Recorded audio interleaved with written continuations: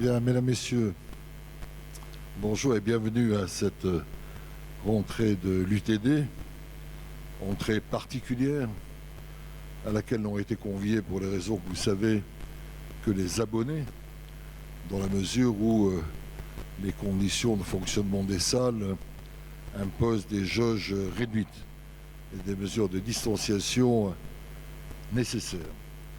En tous les cas, bienvenue et très heureux de vous accueillir pour cette nouvelle année dont on espère qu'elle pourra se dérouler dans les meilleures conditions, avec bien sûr des inconnus.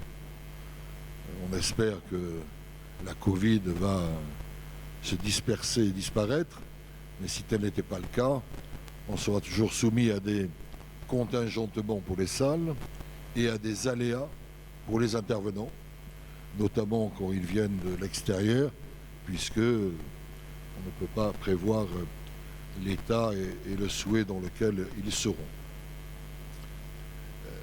Au moment d'ouvrir cette entrée, je voudrais rendre un hommage particulier à Madame Simone Chambourlier, qui a présidé aux destinées de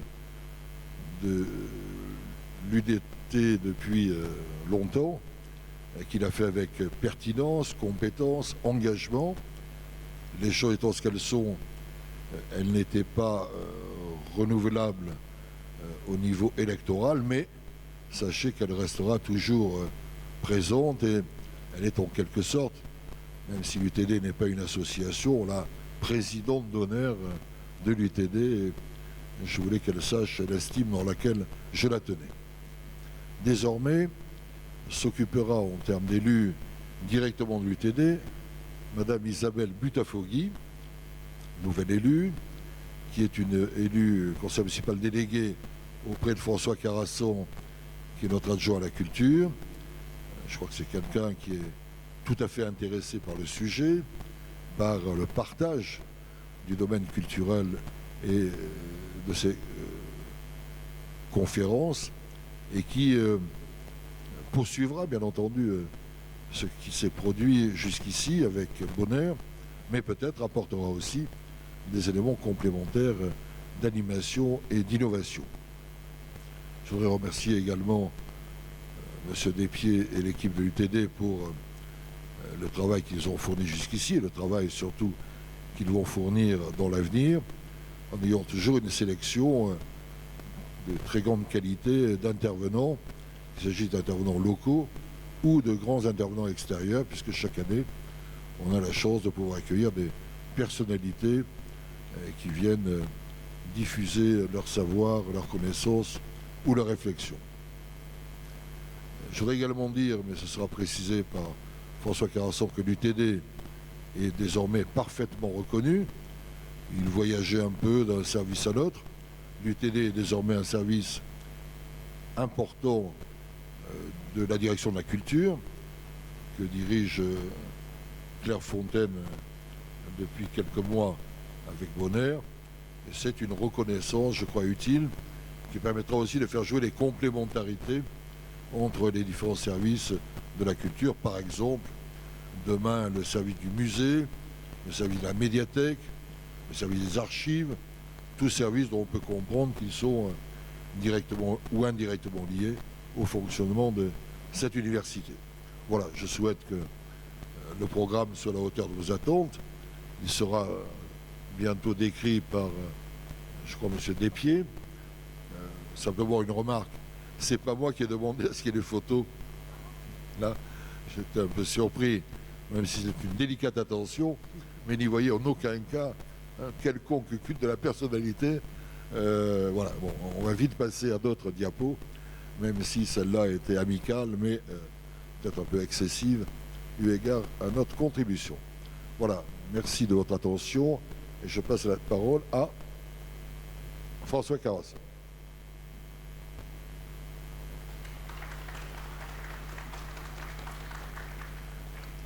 Merci, cher Jean-Pierre. Mesdames, Messieurs, chers amis, c'est vrai que l'élément nouveau que l'on peut souligner en cette rentrée est le fait que cette université du temps disponible est désormais rattachée au service culture et patrimoine à la direction de la culture. Et je pense que c'est très bien ainsi, et d'autant plus que, sachant ce qu'est cette université, on peut considérer que c'est une invitation que la ville fait, une invitation à la culture générale. C'est une entreprise de culture générale. Et cela doit être noté, et cela doit même être applaudi, parce que c'est assez rare qu'une telle invitation soit faite à un ensemble de citoyens d'une ville. Alors, invitation à la culture générale, c'est la culture humaniste, n'est-ce pas ? Ce n'est pas la culture spécialisée, ce n'est pas la culture érudite, ce n'est pas la culture quantitative, c'est, comment dirais-je, la culture qui a le souci de l'enrichissement de l'esprit et de la formation du goût grâce à ceux qui viennent parler, aux invités qui vont être évoqués, aux sujets qu'ils vont aborder. Donc autant de matières qui vous permettent à vous et à chacun de nous cultiver. Parce que si l'esprit est comme un jardin, on n'est jamais cultivé une fois pour toutes. Arrêtez de cultiver votre jardin et vous verrez ce qu'il devient. Mais Jean-Pierre, tu as tout à fait raison d'évoquer cette hypothèse, dans la mesure où c'est par analogie avec la culture des jardins et des champs qu'on parle de la culture de l'esprit. Donc voilà. Alors Voltaire a dit ça très bien dans son temps, et en tout cas je voulais le souligner. Alors quelqu'un qui vous dirait je suis cultivé donc j'arrête, c'est un plaisantin.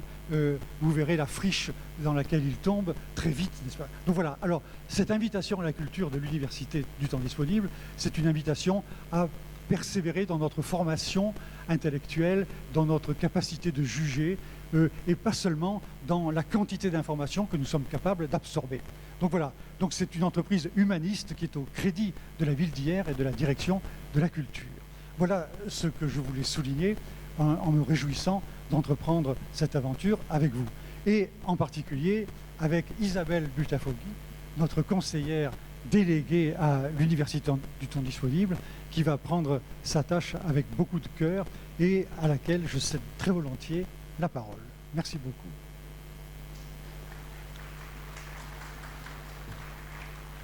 Merci François. Bonjour à tous. Je suis ravie de prendre le relais de Simone Chambourlier. Je sais qu'elle était très attachée à l'UTD. Juste, je fais une petite parenthèse. J'ai toujours trouvé ça assez fabuleux, ce terme d'université du temps disponible. Et je suis d'autant plus ravie donc, d'y être déléguée aujourd'hui. Je suis, moi, contrainte de vous parler de choses un petit peu plus techniques sur ce qui va se passer cette saison, non pas au niveau du programme, mais au niveau de ce que cette crise sans précédent nous amène à mettre en place. Donc, pour cette année, en dédommagement pour tous nos abonnés de l'année dernière, les abonnés annuels, il y aura une gratuité de 31 conférences et une gratuité de 4 conférences pour les abonnés trimestriels, parmi toutes les conférences payantes de cette saison. Un remboursement éventuellement sera proposé d'un montant de 30 € par abonnement par personne ou à hauteur de 45 € pour les couples. Voilà pour l'année dernière les abonnés qui n'ont pas donc pu assister aux conférences. En ce qui concerne cette année, nous ne pouvons pas faire d'abonnement annuel puisque malheureusement on ne sait pas bien de quoi demain sera fait. Donc chaque conférence sera payable à l'unité, uniquement sur réservation, vous le comprendrez bien par rapport aux jauges que ce virus nous impose, avec un paiement en ligne ou un paiement auprès de la billetterie des spectacles. En ce qui concerne les ateliers d'actualité internationale et d'écriture, même principe, donc c'est 5 € par séance, toujours sur réservation et paiement en ligne et billetterie et paiement auprès de la billetterie des spectacles. Pour tout ce qui est les rendez-vous culturels du lundi, les projections, les grands invités, conférences ou au programme de partenaires, l'entrée est libre, mais par contre, toujours obligatoirement sur réservation téléphonique. Il n'y aura donc plus de vente sur place, c'est impossible.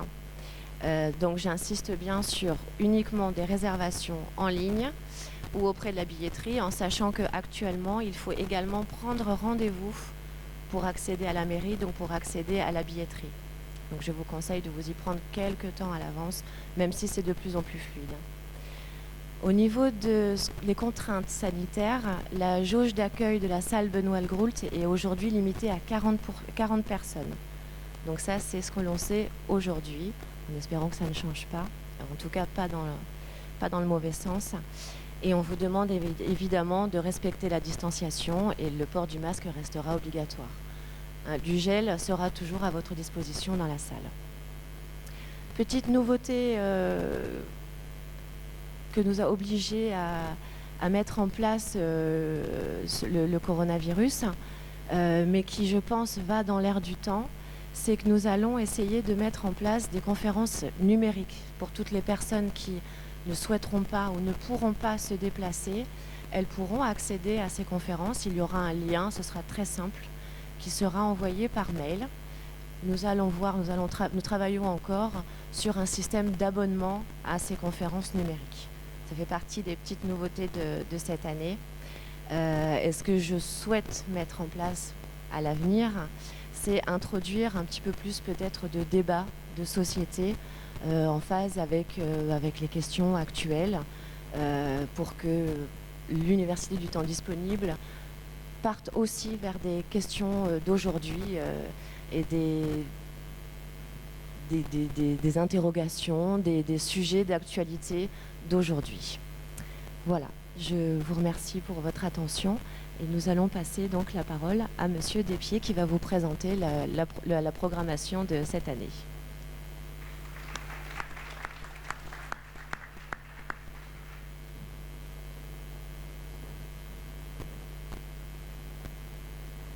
Alors vous savez que les années précédentes, nous invitions les conférenciers qui présentaient chacun à leur tour leurs conférences et leurs programmes.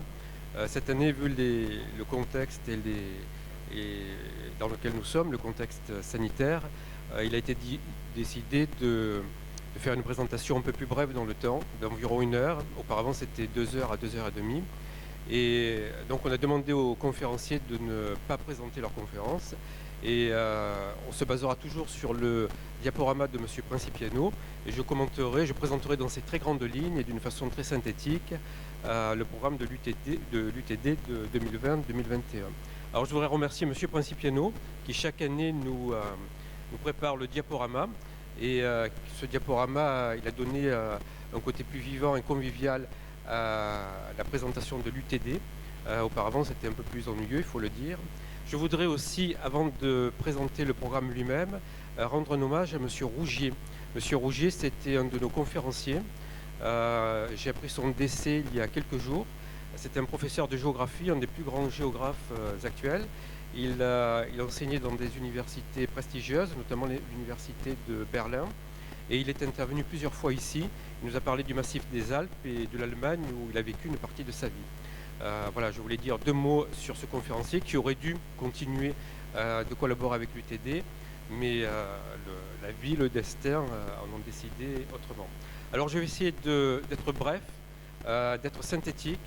Je donnerai moins de détails que les autres années et je prie les conférenciers de m'excuser parce qu'ils aimaient bien un peu présenter d'une façon complète leur programme. Là, exceptionnellement cette année, on va plutôt parler de l'esprit que de la lettre du programme de l'UTD. Alors nous allons commencer par, vous savez que chaque année on a 1 ou 2 grands invités. Dans le passé on a reçu Antoine Sfer, on a reçu le professeur Alain Pompidou, Vladimir Fedorovski et bien d'autres. Et cette année, le 2 décembre, nous allons recevoir Boris Cyrulnik, qu'on ne présente plus. Du reste, il était déjà venu dans le cadre de l'UTD. Et Boualem Sansal, qui est un écrivain d'origine algérienne, mais qui écrit en français. Et ils vont nous parler d'un thème, ils ont écrit un ouvrage à ce sujet, Résilience et réconciliation en Méditerranée. Vous savez que la Méditerranée, c'est un lieu où sont nées la plupart des grandes civilisations, où a débuté l'histoire. En même temps, c'est un lieu de conflits très très longs. Et Antoine Sfer, lorsqu'il était venu, il nous avait parlé du conflit du Proche et du Moyen-Orient. Il avait développé toute une réflexion dessus. Et nos invités Et il y aura un débat qui sera arbitré par José Lenzini, qui est un ancien journaliste du Monde et de Var Matin. Ils vont essayer de voir si ces conflits, dans un lieu de haute civilisation, ces conflits qui perdurent, pourront un jour être dépassés. Et si la Méditerranée, qui voit des conflits, de la violence, on voit ça dans l'actualité tous les jours, pourra un jour devenir un lieu pacifié. Et tout le débat entre Cyrulnik, Boualem Sansal, qui sont des personnalités d'origine différente, mais qui ont beaucoup de points communs, ça va être une réflexion, un débat sur ce sujet qui est vraiment d'actualité. Il essaie de nous les présenter, de les interpréter à travers les regards des plus grands philosophes depuis l'Antiquité jusqu'à nos jours. C'est vrai qu'il y a des thèmes d'actualité, mais qui, si on remonte dans le temps, c'est des problèmes qui se sont posés autrefois et sur lesquels des grands philosophes ont réfléchi. Et c'est vrai que cette méthode qu'il utilise pour nous présenter des problèmes d'actualité, ça nous permet d'avoir des clés, une distance et une hauteur par rapport à certains problèmes que l'on voit de trop près. On a le nez sur les problèmes qui nous sont mis par les médias et la méthode de M. Fornarolo nous permet de voir, d'appréhender, de comprendre les problèmes d'actualité, qui quelquefois sont un peu confus à notre regard, à travers le prisme des grandes œuvres philosophiques du passé. Alors cette année, il va parler de, je ne vais pas énumérer tous ces thèmes, mais par exemple la démocratie. La démocratie représentative est très contestée à l'heure actuelle. Quelle a été la réflexion des grands philosophes sur le thème? La pipolisation. Pourquoi la pipolisation qui ne touchait que les personnalités du spectacle, maintenant touche la politique, les scientifiques, etc. On l'a vu avec le Covid, on a tous les médecins et professeurs qui sont venus sur le devant de la scène.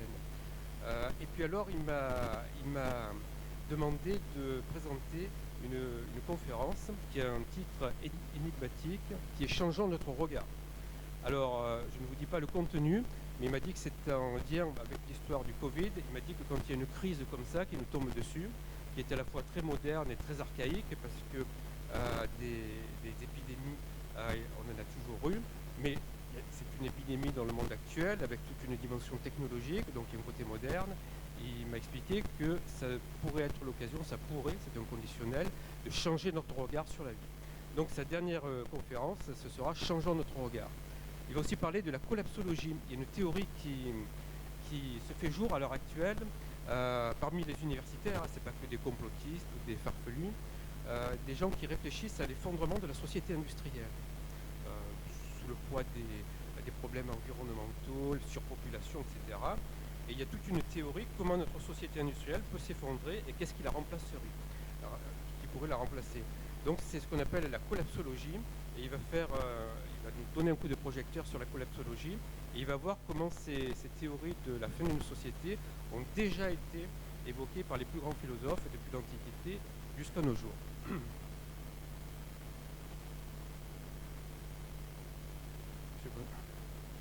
Alors, deuxième thème, la musique, l'histoire de la musique et la musicologie. Nous aurons M.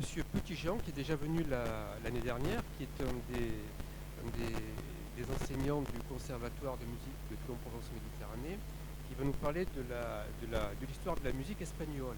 Alors, lui, dans le cadre de l'UTD, on a beaucoup parlé des grandes musiques européennes, la musique allemande, la musique italienne, la musique française, la musique russe aussi. Mais c'est vrai que la musique espagnole est assez peu connue, à quelques exceptions près, et alors que c'est une musique qui est très riche depuis le Moyen-Âge jusqu'à nos jours. Il y a eu de grands musiciens, de grandes œuvres, et M. Petitjean, avec le talent qu'on lui connaît, sa passion et son enthousiasme, va nous faire un panorama de cette musique espagnole appuyé sur de nombreux extraits musicaux. Alors Madame de Temer, elle est très connue, elle intervient dans le cadre de l'UTD depuis, je ne vais pas dire depuis toujours, mais presque. Et là, elle nous propose un cycle cette année sur les chefs-d'œuvre de la musique. Elle va nous prendre une date et une grande œuvre de la musique. Ça va être par exemple la Passion selon Saint Mathieu de Bach, la Flûte enchantée de Mozart, la 9e symphonie de Beethoven, le Sacre du printemps de Stravinsky. Elle va nous présenter l'œuvre, elle va nous l'expliquer. Là aussi, il y aura des extraits musicaux qui seront diffusés. Et elle replacera cette œuvre dans le contexte culturel historique de l'année en cours. Elle nous rappellera la vie et l'œuvre générale de l'auteur. Mais quand même, le projecteur sera mis sur l'œuvre elle-même. Ça sera une analyse à la fois vivante et très musicologique d'œuvres majeures de la musique occidentale. Donc, il y aura un panorama de la musique occidentale. On partira du baroque, musique classique, musique romantique, et jusqu'à la musique contemporaine, avec ce scandale culturel qui avait été le Sacre du Printemps en 1913. Il y a du reste, dans la correspondance de Proust, il décrit, je crois que c'était au théâtre des Champs-Élysées, le scandale qui avait été à la diffusion de cette œuvre parmi d'autres sociétés parisiennes. Alors là, on passe à des sujets un peu plus scientifiques, mais toujours d'actualité. Monsieur Ginoux, qui est professeur de physique à l'École centrale de Paris, va nous parler du réchauffement climatique. Alors, le réchauffement climatique, c'est un thème d'actualité. Comme pour l'histoire du Covid, il y a les scientifiques qui s'affrontent. Il y en a qui disent noir, d'autres qui disent blanc. Pour les profanes comme nous, on n'arrive plus tellement à s'y retrouver. Et il va faire une synthèse du réchauffement climatique. Il va nous expliquer que ça remonte assez loin, à plusieurs décennies, peut-être même au XVIIIe siècle, le phénomène du réchauffement. Ça s'est accéléré. Il va nous présenter toutes les théories scientifiques et les réalités. Et si vous voulez, comme on rattache souvent les conférences à des anniversaires, cette année c'est le 50e anniversaire d'un rapport. Je ne sais pas si vous vous rappelez d'une institution, d'une réunion d'universitaires et de spécialistes, de techniciens, qui avait été créé à la fin des années 60, le Club de Rome, et qui le premier avait attiré sur les problèmes environnementaux. Les premiers avaient attiré l'attention sur le fait qu'on était face à une crise globale de l'environnement. C'était l'époque des 30 glorieuses, de la croissance économique, mais il y avait un revers à cette croissance, un progrès social, c'était la destruction de l'environnement qu'elle provoquait. Et le Club de Rome, il y a 50 ans, 70, il commençait un rapport intitulé « Les limites à la croissance ». Et le réchauffement climatique, c'est un peu le stade suprême de cette crise de l'écologie, de cette crise globale de l'écologie qui a commencé dans ces années-là et qui se poursuit inexorablement, mécaniquement, quelles que soient les mesures que l'on peut prendre. Et donc, à l'occasion du 50e anniversaire de ce rapport du Club de Rome, M. Ginoux va nous présenter une synthèse sur le réchauffement climatique, mythe ou réalité. Alors, Madame Platelet, c'est aussi une conférencière qui intervient depuis longtemps, une géologue. Elle va intervenir sur deux thèmes, sur la géologie de la Provence. Vous savez que chaque année, elle nous propose une conférence sur un aspect de la géologie de notre région. Et après, elle nous présentera l'époque quaternaire. Donc on va remonter dans le temps. Elle va nous faire un panorama de l'époque quaternaire sur l'ensemble de la Terre, sous tous les aspects. Et vous savez que la particularité de ces conférences, c'est qu'elle va sur les lieux. C'est quelqu'un qui va sur des lieux intéressants au point de vue géologique. C'est une géologue de terrain. Donc il y a des diaporamas très riches, très originaux, que vous ne verrez nulle part ailleurs, et qui sont le fruit de promenades dans la nature, en Provence, en France et dans le monde entier, car le voyage est beaucoup. Et tous ces sujets sont appuyés sur des diaporamas assez exceptionnels. Et rien que ça mérite de venir à ces conférences. Elle me rappelle, quand je la vois, le roman de Jules Verne, Voyage au centre de la Terre. Histoire du cinéma. Alors vous connaissez aussi M. Benkaba, qui continue son cycle sur les maîtres du cinéma. Là, depuis quelques années, il décrit l'œuvre et la vie, et il décrit, comme Madame de Temer fait pour la musique, certains grands films de l'histoire du cinéma. Cette année, il va nous parler de Jean-Pierre Melville, un des grands réalisateurs français, Marcello Mastroianni, qui résume presque à lui seul tout le grand cinéma italien des années 50, 60, 70, 80. Il nous parlera aussi du cinéma américain actuel, avec Martin Scorsese et Robert De Niro, et Francis Ford Coppola. Vous savez que les conférences de M. Benkaba s'appuient sur des extraits de films assez consistants. C'est des commentaires qui donnent des clés pour comprendre les films. Parce que le cinéma, il faut le répéter, ce n'est pas qu'une distraction, c'est aussi un art.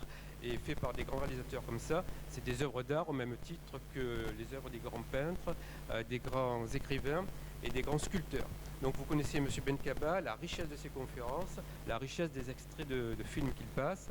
Donc là aussi, je vous conseille vivement d'assister à ce cycle sur les maîtres du cinéma. M. Glaise, Alors c'est un nouveau conférencier qui va venir cette année. C'est un globe-trotter, un voyageur, un photographe. Et il est allé dans un pays, il est allé plusieurs fois. Il a visité dans tous les sens un pays qu'il aime beaucoup, qui est l'Islande. Et il va nous proposer un diaporama assez exceptionnel des merveilles, on va dire, des splendeurs géographiques, géologiques et maritimes de l'Islande. Il m'a envoyé un certain nombre de ces photos. C'est vraiment suffocant. Il y a des photos de paysages très classiques et des photos qui sont quasiment des œuvres d'art abstraites. Alors il va nous expliquer ce qu'est l'Islande, il va nous la décrire, mais surtout ça va être appuyé sur un diaporama assez exceptionnel. Monsieur Principiano qui est ici, vous savez, comme l'a dit Monsieur Carassan, l'Université du temps disponible, c'est un programme de culture générale, mais à l'intérieur de ce programme de culture générale, il y a un sous-programme de culture générale qui est celui de Monsieur Principiano, parce que si la plupart de nos conférenciers ont des grands domaines, des spécialités, Monsieur Principiano, lui, il arrive à toucher à tout avec un égal bonheur. Alors je ne vais pas détailler toutes ces conférences, mais vous voyez qu'il va nous parler de l'opéra italien avec Verdi, de la découverte de la Terre par l'Europe à partir du XVe siècle, du bicentenaire de la mort de Napoléon, puisqu'en 2021, ça sera l'anniversaire de la mort de Napoléon, donc ce sera l'occasion de faire un panorama de l'œuvre et de la vie de Napoléon Bonaparte. Il nous présentera une brève histoire de la peinture, et on va rattacher ça à l'anniversaire de la publication des Voix du silence d'André Malraux, qui était une réflexion magistrale sur l'art et l'histoire de l'art.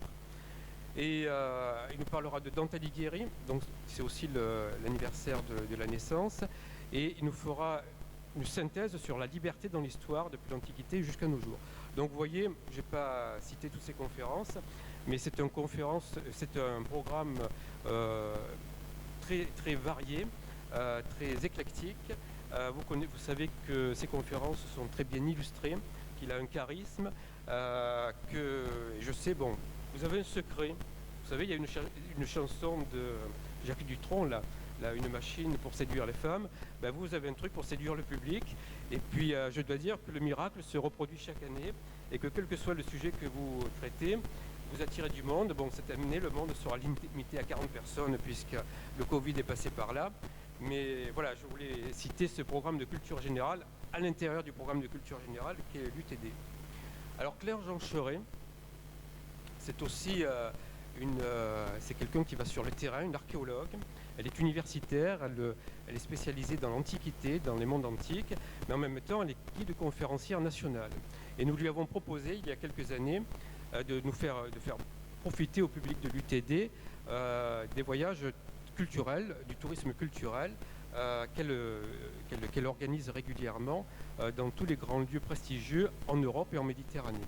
Donc, on a commencé avec elle il y a quelques années le cycle Ville, Histoire et Culture. Il s'agit, à travers un certain lieu connu, un lieu connu pour son patrimoine culturel et architectural, de retracer tout un pan de la culture européenne. Alors, cette année, elle va nous parler de Palerme, de la peinture antique en Italie à travers les sites de Tarquinia et Paestum, et des splendeurs de l'architecture grecque en Sicile. Elle nous parlera aussi de Nicolas de Staël, sur le littoral de Valroi, puisque c'est un peintre majeur contemporain majeur, mais ce qu'on sait peu, c'est qu'il est venu souvent dans le département du Var, notamment au Lavandou. Il y a séjourné à la fin de sa vie et il a beaucoup peint. Donc Claire Jean Cheret continue ce cycle Ville, Histoire et Culture, et donc elle va nous éclairer sur ces lieux où elle est allée, qu'elle a fait visiter dans le cadre de visites culturelles. Et à travers ce tourisme culturel, elle va nous présenter des pans entiers de l'histoire culturelle, l'Antiquité, le Moyen-Âge, l'époque contemporaine de l'Europe. Alors, si on parle du monde entier, s'il y a une culture mondiale, internationale qui existe et qui est présentée dans le cadre de l'UTD, on est aussi dans une ville qui a un patrimoine exceptionnel. Et chaque année, dans le cadre de l'UTD, il y a une série de conférences qui présentent le patrimoine de la ville d'hier. Alors, je dirais que c'est presque inépuisable. Et cette année, dans le cadre d'un cycle Histoire, patrimoine et personnalité, hier, Histoire, patrimoine et personnalité, le père Moradei, qui est le curé des paroisses de Hyères, va nous présenter le patrimoine architectural religieux de la ville d'hier, qui est extrêmement riche, parce qu'on a des édifices religieux et sacrés à Hyères depuis le Moyen-Âge. J'ai une petite église qui est peu connue sur le site d'Olbia, puisqu'elle appartient à un propriétaire privé. Je pense que c'est le plus ancien édifice catholique de la ville d'Hyères, jusqu'aux réalisations des années 60 et 70. Il y en a plusieurs à Hyères, en passant par la reconstruction de Notre-Dame de Consolation dans les années 50, où André Malraux a joué un rôle. Donc il va nous faire un panorama de tout ce patrimoine religieux hyérois, architectural et aussi tout le mobilier qu'il y a dans les églises. Alors, un nouveau conférencier, Monsieur Yoza, qui est diplômé de l'école pratique des hautes études, qui est un universitaire de très haut niveau. Et il va nous parler, alors dans un cycle qu'on a créé sur l'envers de l'histoire, il va nous parler des origines de la franc-maçonnerie. Alors, il y a des sujets de fantasme dans l'histoire dont fait partie la franc-maçonnerie, sur lesquels on dit tout et n'importe quoi. Et là, M. Yoza, qui est spécialisé dans l'histoire des sociétés secrètes, va nous rappeler dans quelles conditions la franc-maçonnerie est née au XVIIe et XVIIIe siècle.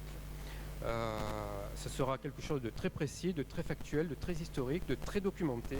C'est sa spécialité en tant qu'universitaire. Et plusieurs fois, nous avons abordé le thème des sociétés secrètes dans l'UTD. M. Principiano nous avait parlé de l'histoire de la franc-maçonnerie en Provence. Et là, ça sera plus général, c'est au niveau de l'Europe. Je lisais un ouvrage sur l'histoire de la Révolution française cet été, et les historiens sont partagés sur le rôle de la franc-maçonnerie dans l'origine de la Révolution. Donc vous voyez que c'est une institution qui a joué un rôle sous la Révolution, sous la Troisième République. On la voit apparaître dans les livres d'histoire, mais là on aura des éléments précis, je pense. Alors je dois dire que le 16 mars dernier, quand on a tout arrêté, on nous a dit il faut tout arrêter parce que le virus arrive. La conférence qui était programmée le lundi dans le cadre de l'UTD, c'était la chute de Rome et la décadence de l'Empire romain. Donc voilà, cette conférence qui était la première victime du virus concernant l'UTD, le 16 mars dernier, on l'a reprogrammée comme bien beaucoup d'autres. Et Madame Colette Hello m'avait dit que c'était un sujet qui lui tenait à cœur. Vous savez que la chute de l'Empire romain, c'est un des thèmes qui revient le plus dans la littérature, dans l'histoire, dans le cinéma aussi. Il y a eu des films dans les années 60 sur le sujet. C'est un sujet de réflexion. Ça rejoint un peu ce que j'avais dit tout à l'heure sur la collapsologie, sur ces penseurs à l'heure actuelle qui réfléchissent à l'éventuelle chute de notre société industrielle. Et souvent, cette idée de chute, de décadence, se réfère à la fin de l'Empire romain, qui a été une période majeure, un moment historique majeur dans l'histoire de l'Europe occidentale. Et donc, Madame Maître-Hello va nous présenter un panorama de cette décadence, de cette chute qui a duré sur des décennies. Elle va essayer de voir quelles ont été les causes profondes, structurelles, internes à l'Empire romain, qui ont fait que cette fabuleuse civilisation, tellement puissante, un jour a fini. Pourquoi une civilisation se termine-t-elle? Pourquoi quelque chose qui paraissait invincible un jour s'effondre? Ça va être un peu le thème de l'intervention de Maître Hello. Deuxième conférence qu'elle nous propose, c'est la folie. La folie dans l'histoire, la folie dans la littérature, la folie dans la vie privée. Elle va nous montrer quel est le rôle de la folie dans l'existence en général. Bon, c'est un sujet qui peut être un peu inquiétant, mais je pense qu'il va nous donner des clés pour interpréter l'histoire et l'actualité dans laquelle nous vivons. Et peut-être qu'après cette conférence, on comprendra mieux le comportement de certaines personnalités autour de nous qui nous paraît a priori énigmatique. Bernard Lucchio. Bernard Lucchio, il est intervenu plusieurs fois dans l'UTD. Il connaît très bien l'Amérique du Sud et l'Amérique du Nord aussi, mais il a surtout été en poste en tant que diplomate en Amérique du Sud. Et il va nous présenter dans le cycle Ville, Histoire et Culture le patrimoine culturel et architectural de la ville de Mexico depuis l'époque précolombienne jusqu'à nos jours.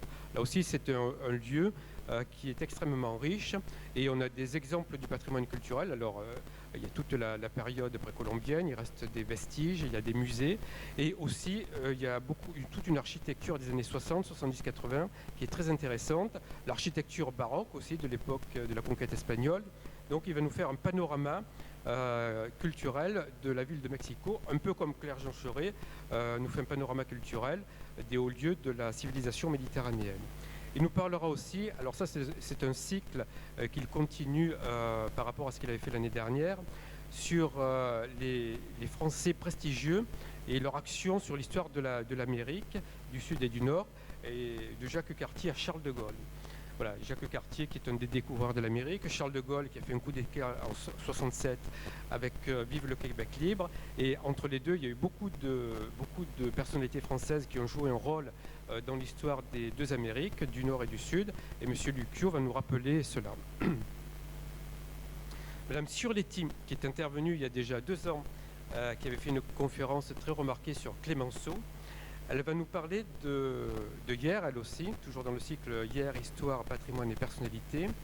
Elle va nous parler d'André Malraux, Josette Clotis et Hier. Alors, je me suis rendu compte que beaucoup de Hierois connaissent les personnalités qui ont vécu à Hier, comme Edith Wharton, Paul Bourget, Jules Michelet, etc. Edith Wharton, je l'ai cité.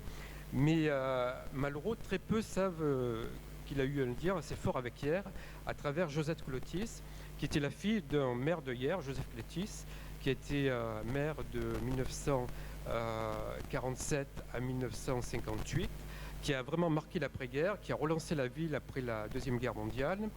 Et donc Malraux est arrivé à Hier par Josette Clotis, et il a marqué Hier de plusieurs façons. Je vous l'ai dit tout à l'heure, il a incité la reconstruction en style plutôt moderne de l'église Notre-Dame-de-Consolation.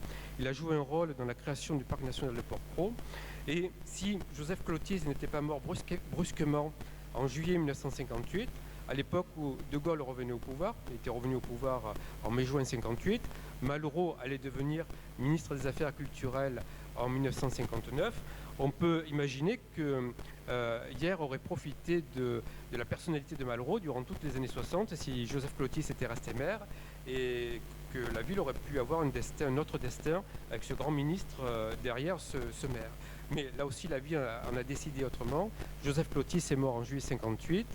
Et un autre drame a touché André Malraux. Ses 2 fils, qui venaient régulièrement à Hier au début des années 60, sont morts dans un accident de voiture en revenant de Hier en 61.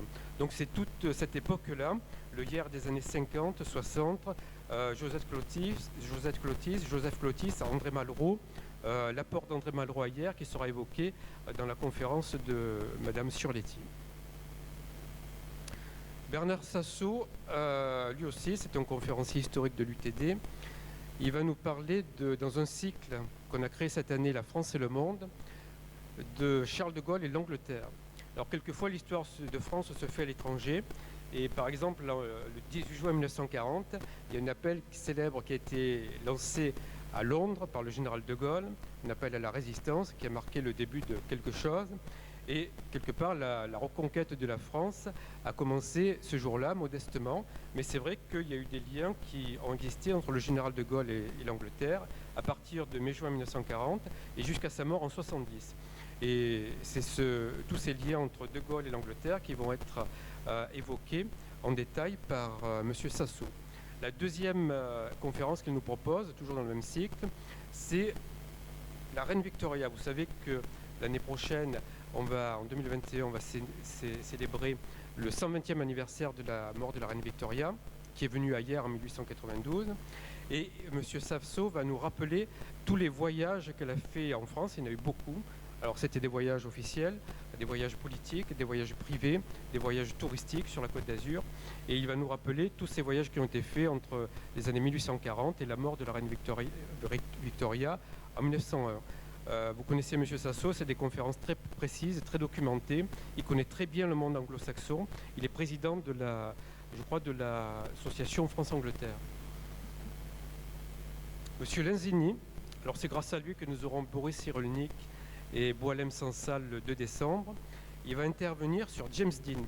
Dans le cadre d'un cycle Les visages de la modernité, il va nous parler de James Dean. Alors James Dean, on le voit toujours jeune dans ses films parce qu'il est mort très jeune, il n'avait pas 30 ans. Mais en 2021, il aurait eu 90 ans. Ça aurait été un vieux monsieur. Et donc à l'occasion de ces 90 ans, Et à l'occasion du 65e anniversaire de la réalisation du film Géant, le dernier film de James Dean, Monsieur Lenzini va nous rappeler qui était James Dean, sa personnalité complexe, les films dans lesquels il a tourné et surtout pourquoi c'est une des icônes de la modernité. Je me rappelle, j'entendais un journaliste à la télévision qui disait les deux personnalités qui ont fondé la modernité de la fin du XXe siècle, c'est James Dean et Marilyn Monroe. Et c'est vrai que dans les chambres d'étudiants des années 60, 70, 80, on voyait les posters de James Dean, de Marilyn Monroe, puis aussi quelquefois de Che Guevara, hein, pour d'autres raisons. Mais voilà, pourquoi James Dean il a incarné une sorte de modernité, il a incarné aussi les aspirations de la jeunesse dans les années 50, la révolte de la jeunesse qui allait se développer surtout dans les années 60 et 70.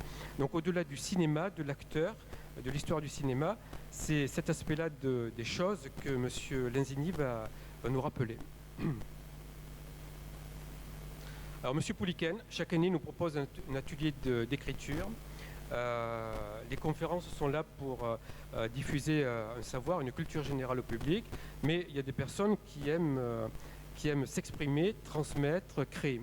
Et l'atelier d'écriture est là pour permettre à ce groupe de personnes d'apprendre à écrire d'un point de vue littéraire, politique, et à peut-être laisser une trace après elle. Je crois que c'est le souci de beaucoup de nos contemporains à l'heure actuelle. Donc M. Pouliken, qui lui-même a écrit, est un écrivain, il va donner les techniques et les moyens aux personnes qui le souhaitent d'écrire, de mettre en forme ce qu'elles ont en elles, et peut-être de laisser quelque chose après leur passage sur Terre. Madame Rebaud, alors je ne prononce pas la première partie du nom parce que c'est du russe et c'est un peu compliqué. Elle est déjà intervenue, elle est d'origine russe, sibérienne. Elle est déjà intervenue l'année dernière, elle nous a proposé une conférence sur Tolstoï et hier, qui a eu un grand succès. Et là, elle va nous parler de la Sibérie. Comment la Sibérie est devenue russe. Vous savez que la Sibérie, c'est une immense région entre l'Asie et l'Europe. Et finalement, c'est l'Empire russe, au temps des tsars, qui a réussi à conquérir, à mettre la main sur la Sibérie. Et c'est une histoire un peu personnelle pour Madame Rebaud, parce que ses grands-parents ont participé, ses arrière-grands-parents même, ont participé à la conquête de la Sibérie au XIXe siècle. Et c'est à la fois une histoire familiale et personnelle qu'elle va nous raconter, et tout un pan de l'histoire de la Russie qui commence dès le Moyen-Âge. Alors Madame Signoril, elle aussi, elle va revenir sur un grand auteur qui est venu hier et que ça on le sait peu, c'est Paul Valéry. Paul Valéry venait régulièrement ailleurs dans les années 30, il était accueilli chez la comtesse de Béhague dans le domaine de la Polynésie. Il y est venu régulièrement entre 1932 et 1938. Et les Hiérois le savent peu, il a beaucoup écrit, c'était chaque été qu'il venait dans ce lieu. Alors dans le même lieu, après la guerre, Saint John Perse s'est installé dans les années 50, dans le domaine des Vigneaux, qui était une partie du domaine de la Polynésie. Donc c'était un haut lieu de la littérature française. Quand on a dans un même endroit Paul Valéry et puis quelques années après Saint John Perse, c'est quand même un lieu, on peut dire, où souffle l'esprit, pour reprendre le titre d'un ouvrage connu. Et Madame Signoril va nous rappeler l'œuvre de Paul Valéry, sa personnalité. Ça a été un des grands écrivains de la Troisième République, le thème de la Méditerranée dans son œuvre et ses séjours ailleurs pendant plusieurs étés chez la comtesse de Béhague. Monsieur Dumont, c'est le responsable de l'atelier d'actualité internationale de l'UTD, mais il va nous proposer aussi 2 conférences dans le cadre géopolitique et civilisation. 30 ans après la chute de l'Union soviétique en 1991, il va nous faire un bilan géopolitique du monde actuel. Entre la chute de l'Union soviétique, qui a marqué un tournant de l'histoire internationale, un cycle qui avait commencé en 1917 et qui se termine en 1991. Et depuis ces 30 ans, on a eu un autre événement il y a quelques mois qui peut aussi avoir des implications géopolitiques, ça a été la crise du coronavirus. Il va, entre ces 2 événements, balayer l'histoire du monde et faire un bilan géopolitique de 30 ans de mondialisation.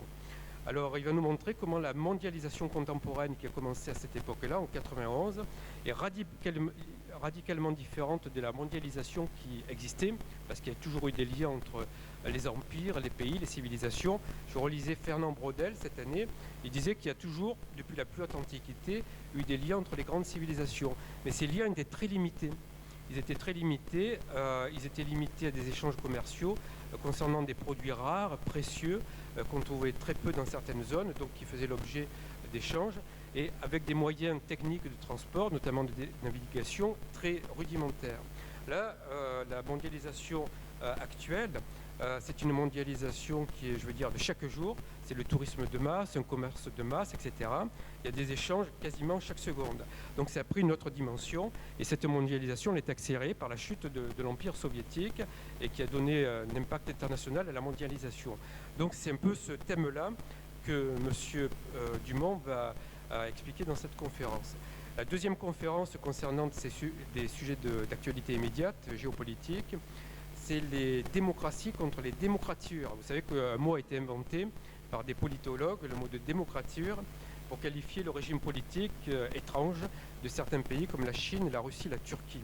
Alors, l'apparition de ces démocratures, c'est un certain type de régime politique, c'est aussi c'est des pays aussi qui ont peut-être l'ambition de reconstituer des empires qui existaient auparavant. Est-ce que ces démocratures sont une menace pour la démocratie et pour la paix dans l'avenir? Et il se trouve aussi que le destin a fait que c'est au sein d'une de ces démocratures que la crise du coronavirus a éclaté et s'est diffusée dans le monde entier, la Chine. Donc je pense que c'est des sujets de réflexion pour le géopolitologue qui est M. Dumont, et il va essayer de nous expliquer un peu, autant qu'on peut le faire s'agissant de l'histoire immédiate, le sens de tout cela. Alors, monsieur, en dehors de ces deux conférences concernant l'actualité, l'histoire immédiate, chaque mois, monsieur Dumont anime un atelier d'actualité internationale. Il fait le point sur la géopolitique du monde du mois écoulé.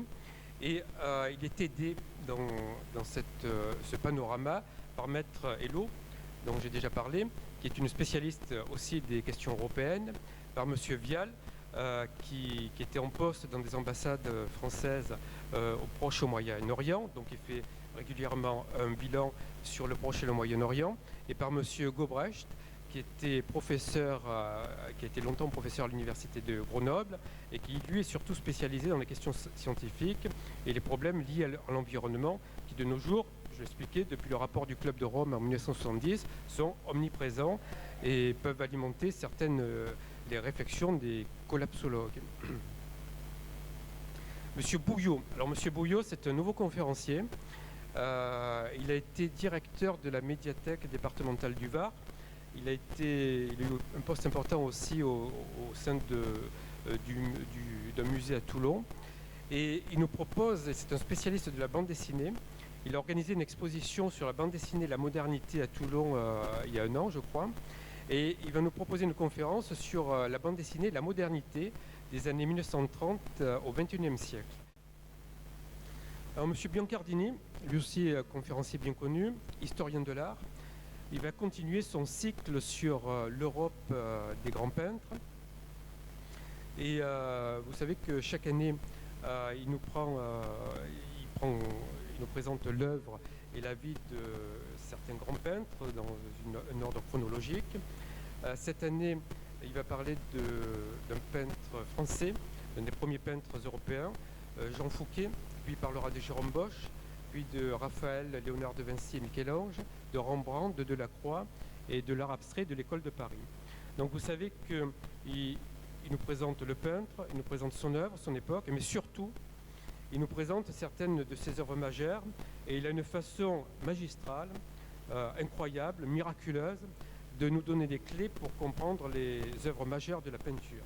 Je me rappelle, il avait la conférence sur Jérôme Bosch qui est reprogrammée cette année. Il l'avait déjà donné il y a quelques années, on la reprogramme à la demande du public. Mais il est arrivé à nous montrer comment, à travers les grandes œuvres de Jérôme Bosch, comment elle représentait, c'était une sorte de synthèse culturelle de tout le Moyen-Âge.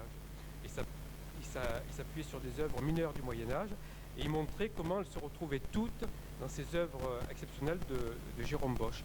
Et à chaque fois qu'il parle d'un grand peintre, de ses œuvres, il décrit, il nous donne des clés et il nous permet de comprendre dans la forme, dans le côté artistique, dans les couleurs et aussi dans le sens de ses œuvres, ce qu'on doit en retenir Et je dois dire que le public, les gens, quand ils ressortent de ces conférences, me disent toujours que même les peintres qui connaissaient les mieux, ils les voient de notre œil après l'analyse faite par monsieur Biancardini.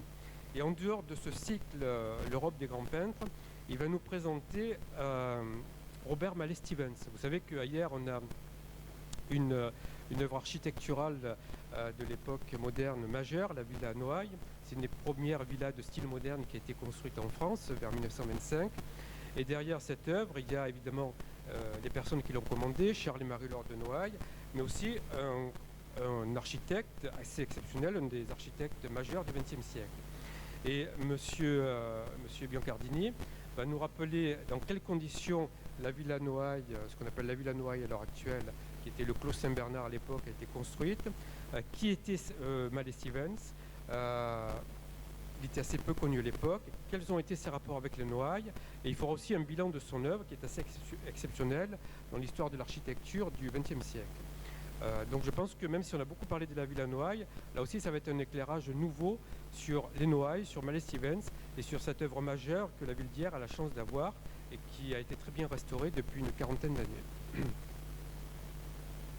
Alors monsieur Martin, François Martin, lui c'est un conférencier qui est bien connu des Hyérois, mais qui intervient pour la première fois dans le cadre de l'UTD. Et il va nous parler des chefs-d'œuvre des musées et des palais de Florence. Il va rappeler quelles sont les collections dans les grands musées de Florence, les musées publics, mais aussi les collections privées. Il nous rappellera aussi un peu l'histoire de la ville de Florence, de ses grands monuments, et toujours dans le cadre de ce cycle Ville, Histoire et Culture, qui à travers un lieu essaie de nous faire découvrir tout un pan de la culture européenne. Monsieur Gastaud, qui est intervenu pour la première fois l'année dernière, il nous avait parlé de la conquête de l'Algérie et le public avait été séduit par la richesse de la documentation et l'objectivité avec laquelle il avait traité ce sujet. Il va revenir cette année et il va nous parler des années 60 et de la modernité, toujours dans le cycle Les visages de la modernité, de la modernité en politique. Vous savez qu'en 1960, le général de Gaulle avait prononcé un discours célèbre sur la modernisation de la France. Il faut que la France épouse son siècle. Et à partir de là, on a eu toutes les années 60, les 60s, avec toutes les mutations économiques, sociales, politiques qu'on a connues. Et autour de cet anniversaire, M. Gastaud va nous faire un panorama des années 60, des années de Gaulle et Pompidou, de la société de consommation, et aussi du revers dont j'ai parlé, la crise de l'environnement. Une sorte de modernité politique, économique, sociale et culturelle qui a commencé à ce moment-là. Il va nous parler aussi d'un sujet historique plus lointain, dans le cadre du cycle La France et le monde, c'est l'expédition de Bonaparte en Égypte. Il y a eu un rêve oriental de la France à la fin de la Révolution. Ça a été une expédition à la fois politique, géopolitique et aussi culturelle et scientifique. Elle a été décrite par de grands écrivains comme Chateaubriand dans les Mémoires d'Outre-Tombe. Balzac écrit une nouvelle aussi assez étrange, Une passion dans le désert, qui s'appuie sur l'expédition de Bonaparte en Égypte. Et c'est cet aspect de l'histoire de la révolution de l'Empire qui est un peu oublié de nos jours, qui réunit l'histoire de France, l'égyptologie et l'histoire de l'Orient, que M. Gastaud va nous rappeler. Oui.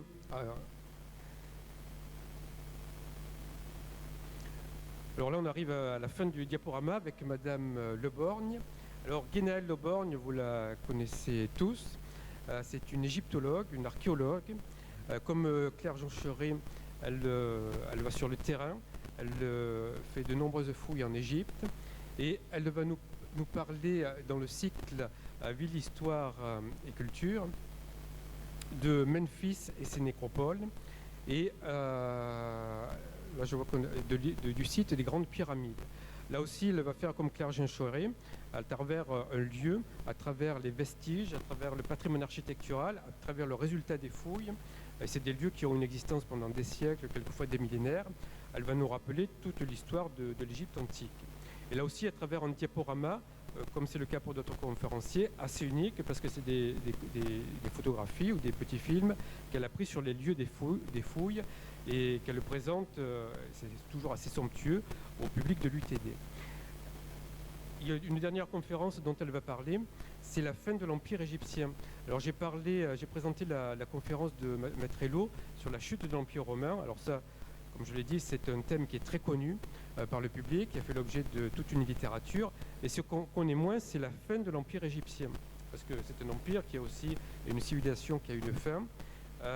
Autant on connaît la chute de l'Empire romain, autant la fin de l'Empire et de la civilisation égyptienne est peu connue. Il faut savoir, Guénaël me le disait, que la civilisation égyptienne, ça a été la plus longue de l'histoire, plusieurs millénaires. Pour l'instant, elle a été battue en termes de longévité par personne. Mais cette civilisation a fini par finir. Là aussi, c'était un crépuscule assez somptueux et tragique de plusieurs siècles. Et c'est cette histoire très peu connue qui sera le pendant de la conférence de Maître Hello pour l'Empire romain que va nous proposer Guénaël Le Borgne. Alors chaque année, nous terminons le programme de l'UTD au mois de juin par un cycle de films documentaires sur l'histoire de l'art qui nous est proposé par Catherine Aventurier. Elle est réalisatrice de films documentaires spécialisés en histoire de l'art. Elle travaille pour France Télévisions. Ces films sont régulièrement diffusés sur Arte. Cette année, elle va nous présenter plusieurs documentaires, un sur Nadia et Fernand Léger, l'autre sur Edouard Hopper, un troisième sur Yves Klein et Armand, et un dernier sur Niki de Saint-Phal et Jean Tinguely. Alors, c'est des aspects de l'histoire de l'art qui sont connus, mais là, le mélange de l'histoire de l'art, les grandes œuvres, l'époque, la vie privée de ces artistes. Et à l'arrivée, on a des documentaires très vivants et qui nous rappellent que l'art, comme la littérature, comme la création, comme la philosophie, ce n'est pas une case à part de la vie, c'est lié à la vie. Et je trouve que c'est assez habile ce qu'elle a fait. Le fait aussi avec sa sensibilité de femme, de mêler la vie privée, la vie quotidienne et la vie de tous les jours et la création artistique. On voit comment tout est mêlé parce que quand nous étions étudiants, collégiens, il y avait une présentation scolaire des choses, la vie des auteurs, leur œuvre, etc. On avait l'impression qu'il y avait des cases à part, des vies coupées en tranches, mais en fait la réalité c'est pas ça, tout est mêlé. C'est aussi pour ça que la réalité est tellement difficile à interpréter. Et c'est pour ça qu'on a besoin de documentaires et de conférences pour nous expliquer ça. Mais là, je dois dire qu'elle a le don de mêler la vie et l'art. Et ça donne à l'arrivée quelque chose de très vivant et de très éclairant.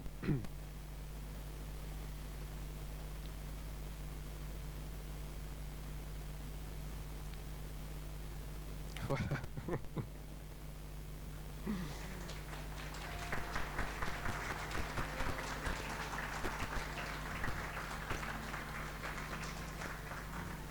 Alors je voudrais dire un dernier mot avant de vous quitter. Bon, cette année, l'année dernière on était 400, là on est une soixantaine je crois, donc il y a eu le virus qui est passé par là. Malgré tout, la mairie d'Hyères a tenu à ce que le programme de l'UTD continue entièrement. Donc vous avez un programme aussi vaste et de même qualité que les autres années. Alors en faisant cela, la municipalité a fait un geste vers le public et maintenant ce qui serait bien, c'est que le public, durant les semaines qui viennent, fasse un geste vers l'UTD et participe, malgré le virus, malgré le système qui est un peu plus lourd que l'an dernier de réservation pour accéder aux conférences, viennent régulièrement aux conférences, y assistent et soutiennent le programme pour que l'UTD, qui existe depuis bientôt 30 ans, et encore 30 ans devant nous, dans 30 ans on ne sera plus là pour la voir, mais voilà, essayer de faire en sorte que malgré cet obstacle du virus, ce programme culturel que la mairie a tenu à maintenir dans son intégralité puisse continuer. Ne vous laissez pas rebuter par le système des réservations. Ça va durer quelques mois, après on reviendra à un système normal. Mais voilà, ça c'est des petites contraintes qu'il faut dépasser pour permettre au programme de vivre. Voilà, je vous remercie de votre fidélité.